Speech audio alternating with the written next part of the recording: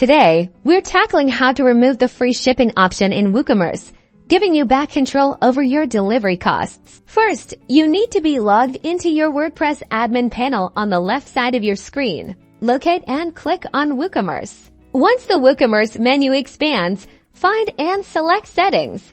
Now you're on the WooCommerce Settings page, look for the Shipping tab at the top and click on it. Next, you'll see your shipping zones. These are the regions where you've set up different shipping methods. You'll need to edit the specific zone where the free shipping option is enabled. Within the chosen shipping zone, you'll see a list of shipping methods you've configured. Identify the free shipping method that you wish to remove. To remove it, simply hover over the free shipping method. A red X or delete button will appear next to it. Click on this button.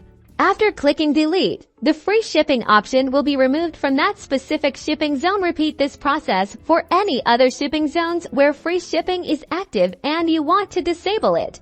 And just like that, you've successfully removed or disabled the free shipping option in WooCommerce, putting you in charge of your shipping strategy.